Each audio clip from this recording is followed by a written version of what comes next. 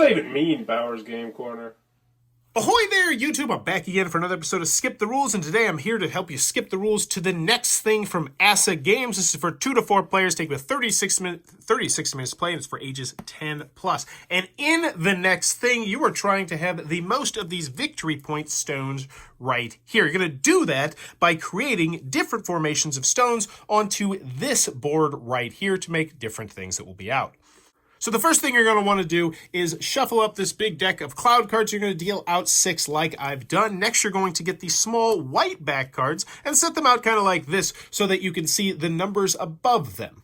Next, you're going to get the rest of the small cards, sort them out into the 4 separate piles, and each player is going to take 1 of these stacks of cards. The rest you can set off to the side. You will not need them. So right now, I have a 2-player game set up. So next, you're going to take the victory point stones, and the first thing you're going to do is you're going to put 7 of these stones right here. These are going to be known as prize stones, and when you are able to complete one of these patterns out here, you're going to win one of these prize stones, but you also might win a whole good deal more, as we'll show you in a second.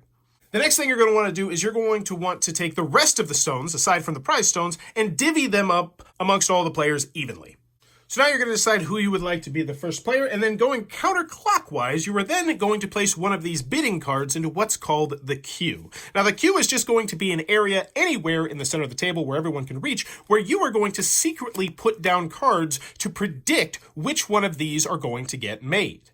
Because in your hand, you have numbers 1 through 6, as you can see. So going counterclockwise from the first player, each player is going to put one of these into the queue. So we'll just do that kind of randomly right here. Now the order of the queue is very important. You saw that red got to put that one first. That means that that card is the beginning of the queue. There will never be another card that is in front of this. Likewise, the next card will go to the end of the queue, and as you take cards out of the queue, the other ones will slide like so. Pretty simple system right there. One important thing to note is that you can also never have more than 2 bets in the queue. This would be illegal in any way, shape, or form at any point throughout the game. With the stones divided, you're now going to put some stones onto the center board right here, which is actually the back of the box.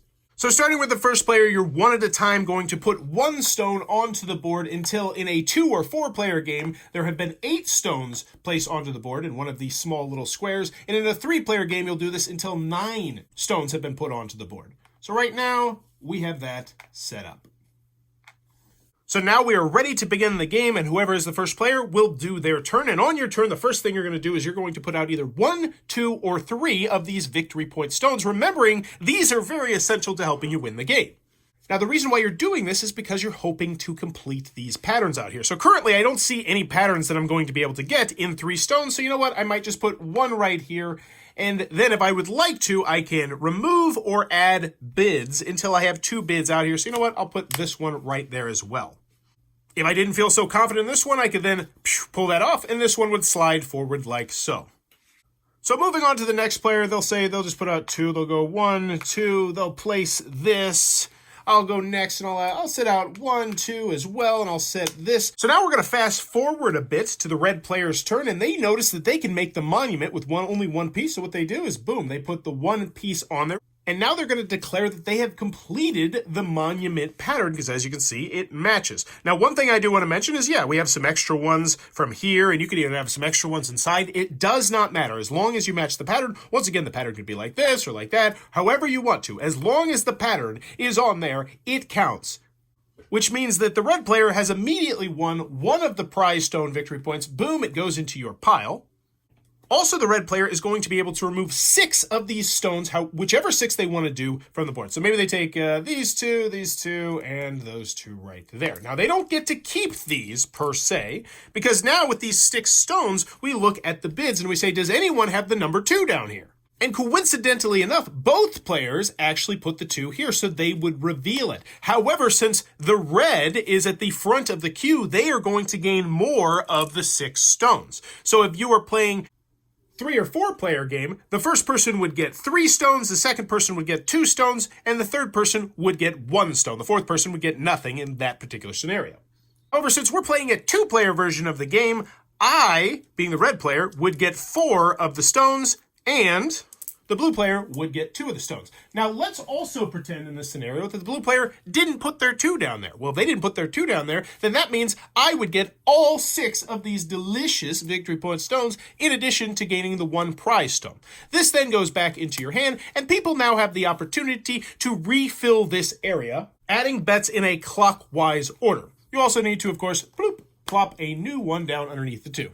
So going clockwise, I believe it would be blue and red like so. Now, what can happen is that no one might predict anything down here. So let's say that nobody actually picked the 2. Well, whoever created it then is in luck because they get to keep all 6. And if you ever run into a scenario, say for instance, if you're in a 3-player game and 2 people have it down there, then the first person gets 3 stones, the second person gets 2 stones, and whoever discovered it, whoever created it, gets that 1 additional bonus stone.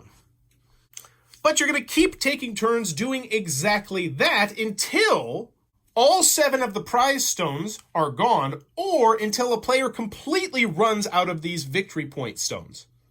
Either way, you're going to tally up to see who has the most of these stones, and whoever does is going to be the winner of the next thing. And that, in a nutshell, is how the game is played. If you're enjoying what I'm doing, please be sure to click on that subscribe button down below, as I'm hoping to hit 9,000 subscribers to celebrate my 9-year anniversary of making board game content. And as always, thanks for your time, YouTube.